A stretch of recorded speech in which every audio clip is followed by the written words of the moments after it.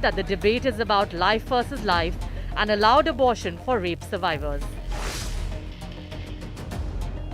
Documents published by American media outlet Politico suggest the country's top court is willing to overturn the 1973 decision that legalized abortion nationwide.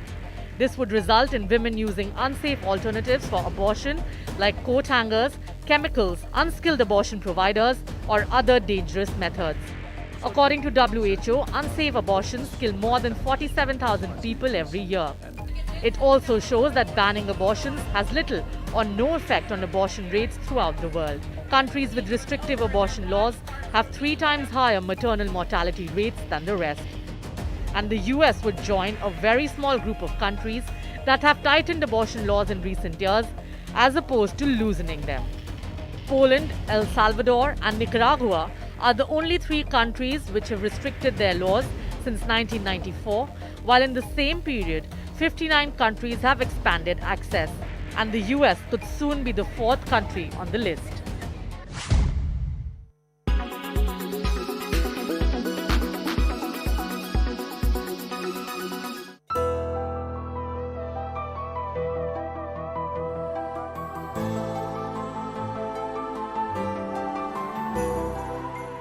When it's the world's biggest news story, there's only one gold standard of journalism. When it's the world's biggest news story, there's only one gold standard of journalism.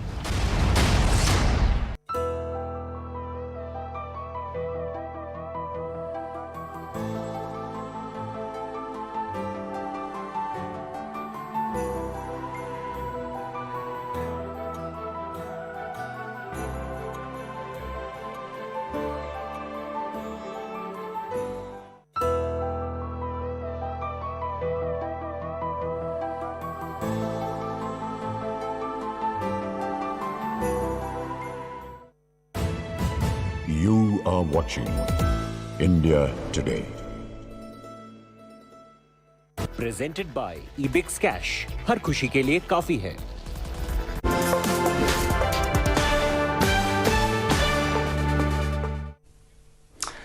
Hello and welcome to the Business Today show. I'm your host Udayan Mukherjee. My guest today on the show is a rare commodity because we haven't had too many bankers on this show. I mean, early in the days of this show, we had Uday Kotak, who is one of India's most successful bankers, of course. But since then, we've not really had a banker. And this guest is a unique banker because he actually had a massive global success earlier as CEO Asia of Standard Chartered. And then he went out of the sector for a while before coming back and taking over an Indian NBFC, which is an unusual path. And it raised a lot of eyebrows then. But then the journey took him back to his first love and his original career, which is banking, because his NBFC acquired a stake in the beleaguered PMC Bank. And now they have this small finance bank called Unity. So you would have guessed that my guest on the show today is Jaspal Bindra, Chairman of Centrum Capital. Jaspal, it's wonderful to have you on the show. And as I just described, yours is a bit of a second coming. Are you not wary about it? Because, you know, as we all know in professional careers, repeat acts are notoriously difficult to pull off. Did you consider it seriously before getting back into banking once again after leaving behind such a checkered career? Thanks for having me on your show, Udayan. Clearly, it's very difficult to forecast and predict what might happen in the future. So really didn't have any firm idea about how things might turn out. But the aspiration was always to go and have a bank in India. So one came with that thought and aspiration, and luckily it's become a reality today. But you know, you were set up for a major global role. I mean, your name at one point many years ago was mentioned in the same league as an Anshu Jain or a Vikram Pandit or a Rana Talwar.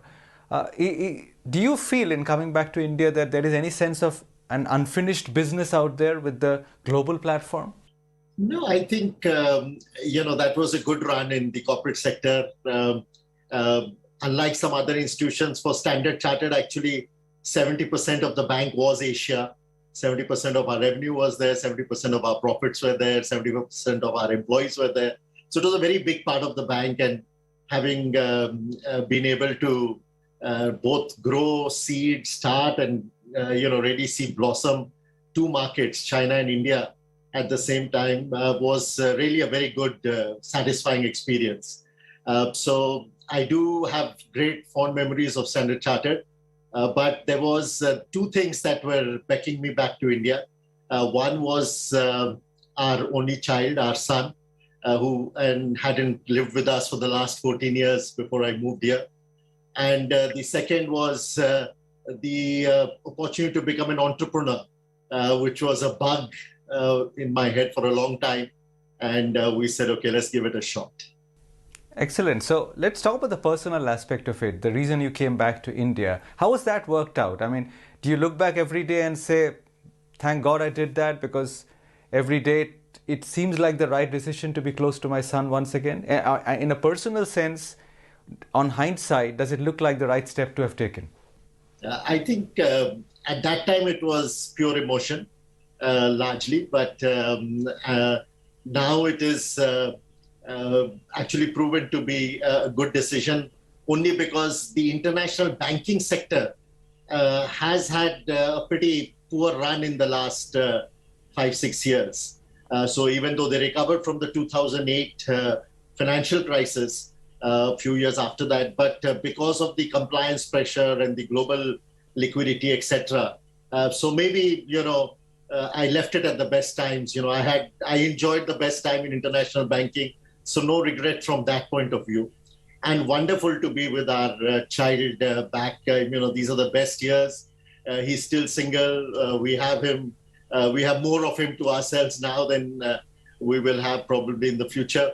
And also these are the years we are enjoying each other's company more as friends.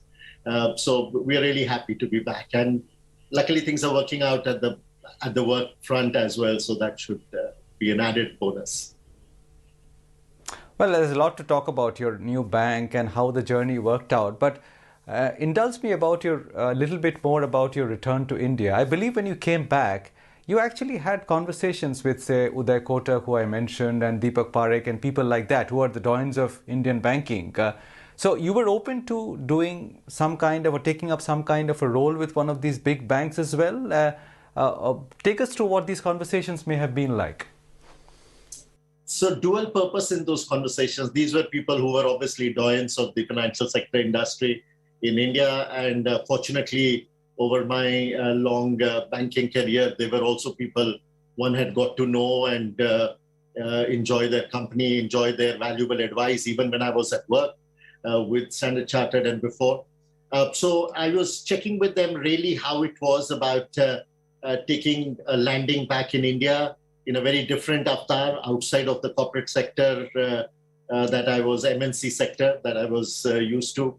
And also what the opportunities may be in specific within their organization. So it was absolutely both those things.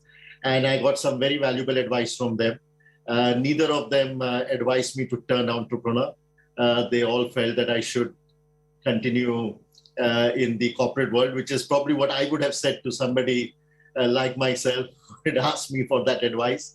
But then I chose Centrum for some very specific reasons. I think Centrum was clearly at that time a pure advisory fee business entity. So there was that comfort that there is no sizable bad asset baggage. If I was to look at any NBFC, that would have been one major concern. The second thing is that one of the founders, who is actually the active founder, and I had enjoyed a friendship for much before I came back. So that was an added. But also when I checked Centrum, and I checked with even these gentlemen, who obviously at that point felt it was too small ship to be going into. But there was nothing controversial about Centrum's reputation. Either people knew it and were happy, or they didn't know and didn't have anything bad to say about it. So I think that was a good thing as well. Personally, I felt that given the stage in life I would make a bigger difference in Centrum than I could in one of the more established, very well-positioned institutions. And it would also give me an opportunity to leave a legacy in my name, which would probably not have been possible in one of the other companies that one would have considered. In a sense, would you say that it struck entrepreneurial kind of a chord in you? Because, these jobs are great, these banking jobs. I mean, great compensation packages which keep growing. But you'd gone through that. This was an element of risk involved in it. I mean, you would do something, shape it on your own. And do you think that element of risk struck some kind of a note in you which might not have been satisfied in your previous career? Yeah, it was almost a little bit like going on an adventure, a thrill, and trying to prove to myself because we used to get this many times that you guys are just glamorized corporate servants, etc. Without that visiting card, you'd be worth nothing, etc., etc. So I think there was a little bit of that in me, and I felt maybe one should give it a shot. Now, having done that, now the thing that banking eventually, was it when you took on Centrum, was it like just a challenge taking up something in the financial space, or were you clear even back then, 5 years ago, that at some point it would have to lead back to banking? Yeah, I think when I had the first few conversations with the founder then, we were very clear that we must at least create a roadmap and a potential for a bank license at some time in the future. And with that in mind, we actually started lending businesses, which Centrum never had before 2017. So we built a housing company. We started building a housing company, a SME financing company, a microfinance company. And microfinance in particular was something that I think I was a little bit against the common thinking at that time, because people felt that there was enough of it already in the market and they had the Andhra situation, etc. But I was strategically very intent on that, because I felt that if we have to ever go with a credible application and bid to the RBI, we must have some element of inclusiveness in the portfolio. And that is why, so the whole portfolio of lending was started with an aim to eventually one day either merge with a bank or apply for a fresh green field license or some such thing. That was the thinking.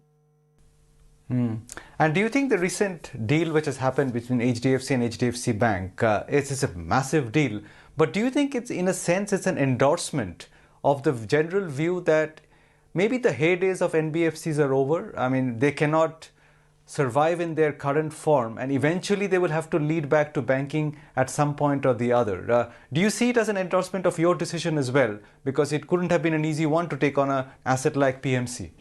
Yeah, so I think two questions there. I'll address the more generic and then come to our situation. See, till recently, what NBFCs and banks, there was a trade-off.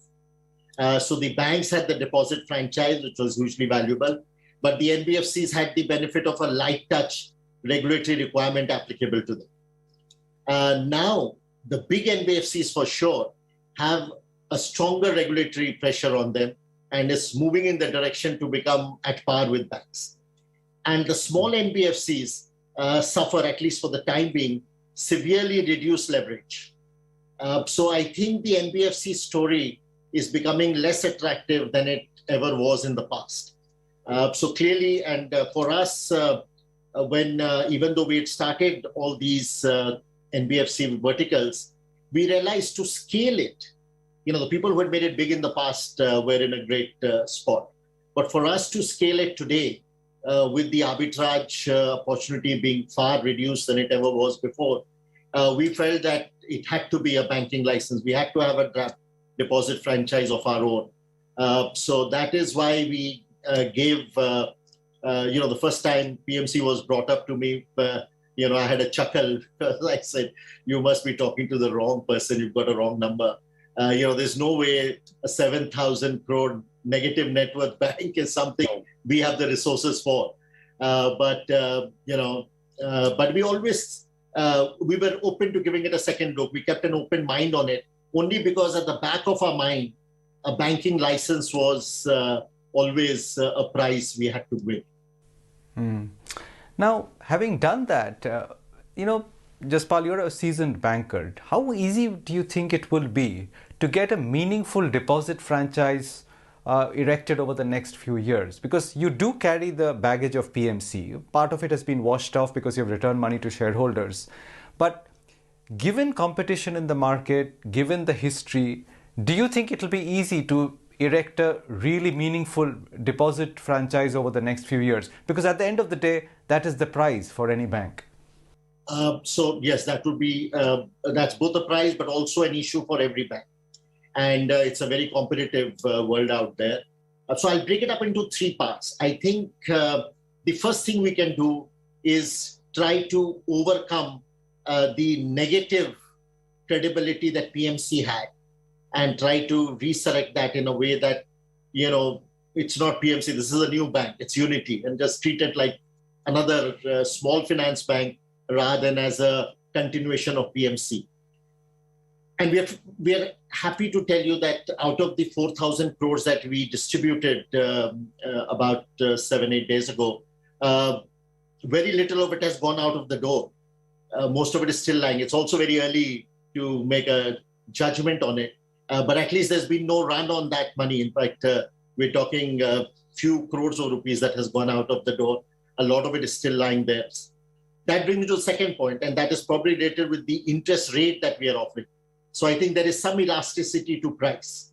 And at this point, we are able to offer maybe that price at least, and there's a big difference in the market. The third element to there, which is reasonably becoming very obvious to everyone, is that up to 5 lakhs, the risk profile is the same, whether it's State Bank of India or it's Unity or PMC. You're going to get your 5 lakhs back.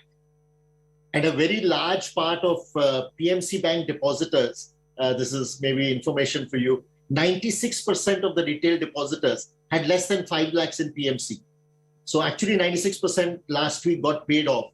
In actual numbers, 8,50,000 is 96% of the total retail depositors. They actually got paid back in full. So there is an element of below 5 lakhs where I don't think so any bank should be disadvantaged versus the other. There is the interest rate thing, and then there is for us to prove our own credentials in terms of trust and credibility in the future. Sure. I take your point, Jaspal, but just to come back to the point about competition, because on one hand, you're... I take your point, but my question is about competition, because at one end, you're competing with slightly older small finance banks like, say, AU Small Finance or Ujjivan. But on the other end of the spectrum, you have these digital players like, say, a Paytm trying to become big on the lending side with buy now, pay later kind of loans. Though you have tied up with Bharat P to address the digital aspect of it, how do you assess competition from some of these, fintech companies who are trying to get into the lending space? So yes, I agree with you that the competition on the asset side is probably going to be far more challenging because there are the established players who have the conventional businesses, and now there is the reach that has been captured by the fintech. And I think we will have to play the digital game because, we don't have any other option. People ask me, why are you making such a big fuss about digital being your only play? You've grown up in the conventional banking system. That's where your strength and comfort is. And I'm telling them that not only is it an opportunity, it's also a compulsion. It is an opportunity because digital is still relatively new. So the vintage disadvantage we would have had in any conventional model, we hopefully won't have as much in digital, but there is a lot of supply coming there. And the compulsion, because trying to do a Me Too on the conventional banking model, the catch-up is just so distant that there's never any way I'm going to be a meaningful player in the conventional sense. So yes, there is digital, but there is also, I think, a regulatory landscape that is changing quite quickly, which I think will tilt the favor in balance of the people who are licensed. And they can be licensed as NBFCs or as banks or as P2P players or as digital banking units as the new announcement has come. But it will be, I don't think so, the unlicensed digital players are going to have the same level playing field as the others will, as the licensed players will. So in that digital foray, how much does BharatPe give to you as an entity? Because they are joint venture partners. Do you see them affording any great leverage in the digital space, or you could have done it yourself without the resources or the good offices of BharatPe? My basic question is, how much of an advantage is that joint venture for you? So at the time we entered the partnership, then we have to go back in time. So this was January of 21 when we made the bid for the PMC Bank, and we sort of talked about it for a few months by then. BharatPe looked like the absolute excellent, obvious choice for us. Firstly, they had the proven technology credentials at that time. They had abundant spare capital. We didn't know what it would take to rescue and get a license from the bank, from the central bank. And they had a blue chip cap table.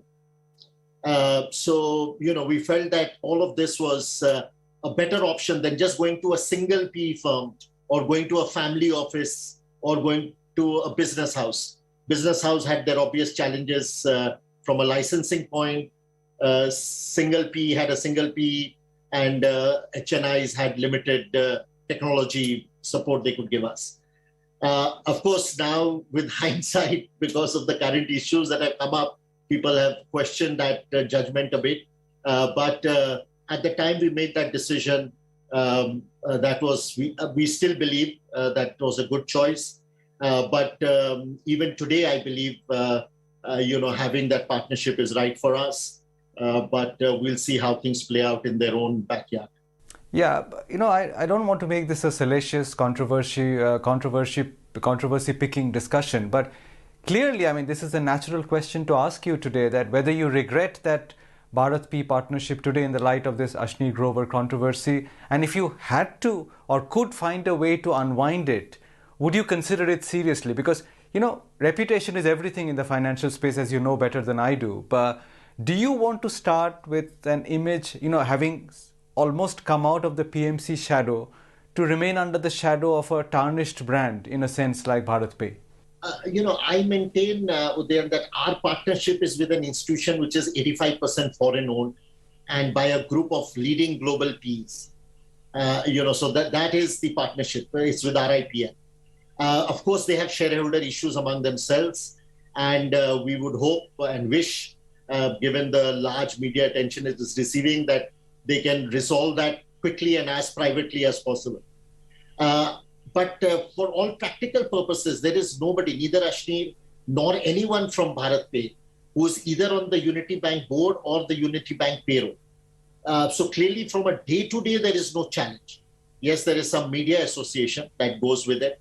But if we were ever to make a change because of regulatory mandate, then that would be a different choice. But on my own, I'm not the kind of person who's going to take this as an opportunistic occasion to get a slightly better premium and negotiate better now that we have a license compared to when we went into partnership pre the license. That is not either Centrum's value system nor mine. But yes, if it became a genuine problem in terms of depositors or in terms of equity investors or in terms of having to raise debt from anywhere else, I don't see that as a situation as things stand today, but only if things got more difficult from here, then we would look at it only under that kind of pressure. So what is your 5-year vision plan, Jaspal? You're 60. Let's say turn the clock to 65. What would you have liked to have achieved with Unity Bank or with Centrum in 5 years? Do you think you can go all the way to becoming a universal bank in that period of time? If at 65 I were to ask you, you look back and say, I did this right and I got where I wanted to be, what would that position be? Okay. So we had some discussion about this among ourselves 5 years ago about where we would like to be in 5 and 10 years. And of course, one of the milestones was get a banking license. So that's kind of behind us.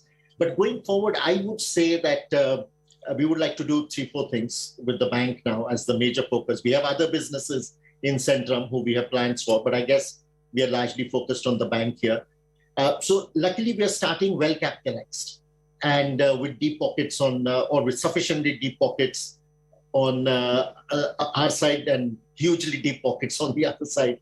So that will allow us an accelerated growth, organic and inorganic, because the market is also offering several opportunities in terms of inorganic. Well, I wish you all the best with that, Jaspal. Good luck with that, and congratulations for what you've achieved already. Thank you very much for your time today. Pleasure talking to you. Thank you.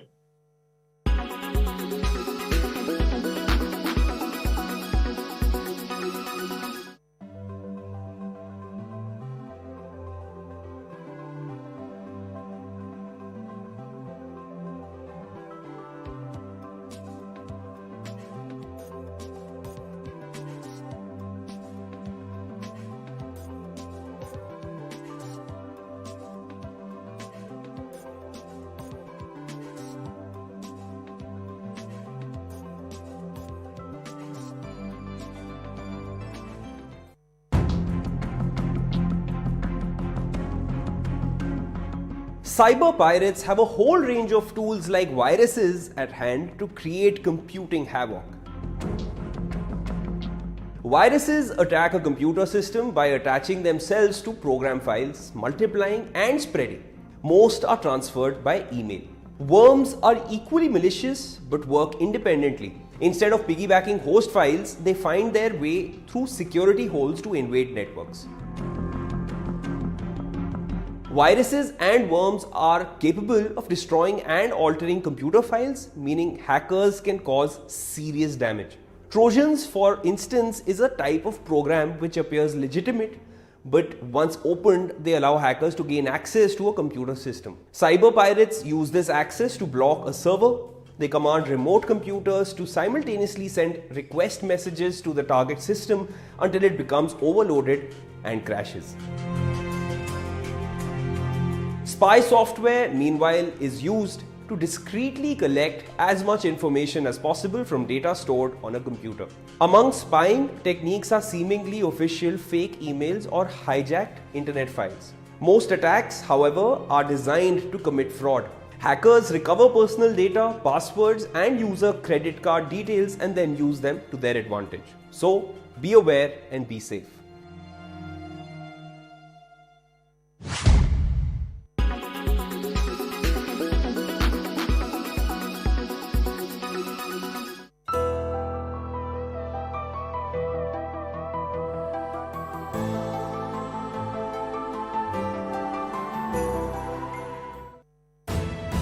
You are watching India Today. Presented by eBix Cash. हर खुशी के लिए काफी है.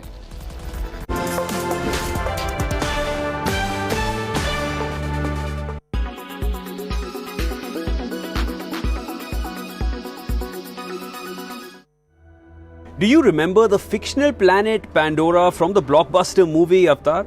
Hold that thought. Because this is not Earth. It's not from a movie. This is Earth's clone called Titan.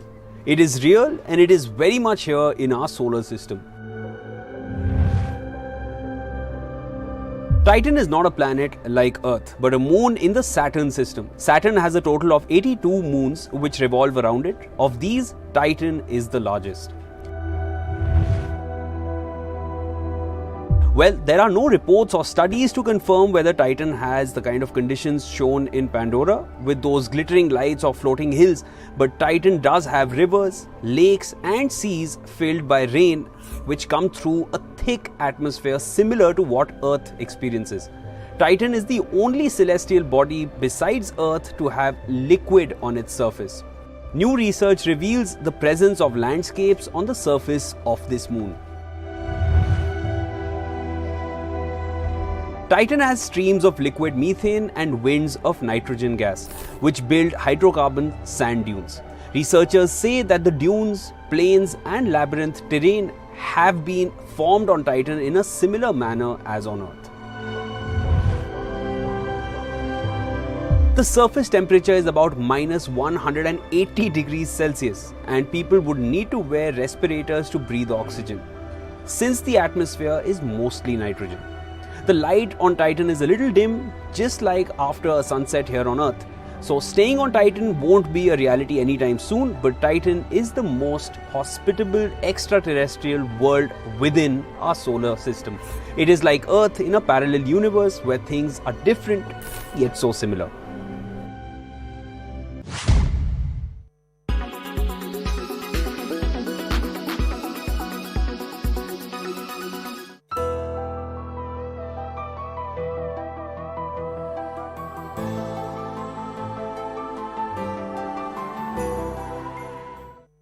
Berger Easy Clean. No dag, no dhabba, only beautiful walls.